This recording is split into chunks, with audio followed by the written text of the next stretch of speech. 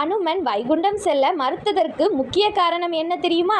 அவர் ராம பக்தியுடன் பூலோகத்திலேயே இருக்க விரும்பியதுதான். ராமர் பூலோகத்தில் அவதாரம் செய்ததன் நோக்கம் நிறைவேறிய பின் வைகுண்டம் செல்ல முடிவு செய்தார். அனுமன் ராமரை பிரிய போவதை எண்ணி வருத்தத்தில் இருந்தார். அதை கண்ட சீதாதேவி அனுமன் வருத்தத்தில் இருப்பதை ராமருக்கு தெரிவித்தார். உடனே ராமர் அனுமனிடம், நீ என்னுடன் வைகுண்டத்திற்கு வந்துவிடு என்று அழைத்தார். அனுமன் ராமனிடம், நீங்களும் வைகுண்டத்தில் தான் இருப்பீர்களா என்று கேட்டார். அதற்கு ராமர், நான் வைகுண்டத்தில் தான் இருப்பேன், ஆனால் ராமர் அவதாரத்தில் இல்லை, விஷ்ணு அவதாரத்தில் தான் இருப்பேன் என்று கூறினார். இதை கேட்டதும் அனுமன், நான் ராமர் இருக்கும் இடத்தில் தான் இருப்பேன், அதனால் நான் வைகுண்டத்திற்கு வரமாட்டேன், நான் பூலோகத்திலேயே ராமநாமத்தை எப்பொழுதும் உச்சரித்து கொண்டு தியானத்தில் இருப்பேன் என்று அனுமன் ராமனிடம் கூறினார்.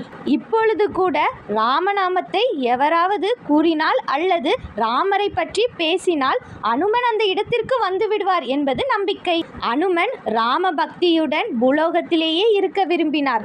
ராமநாமத்தை எப்பொழுதும் உச்சரித்து கொண்டே இருக்க விரும்பினார். அதுவே அவருக்கு வைகுண்டம் என்று கருதினார். இந்த மாதிரி வீடியோஸ் பார்க்குறதுக்கு நம்ம சேனலை சப்ஸ்கிரைப் பண்ணிக்கோங்க.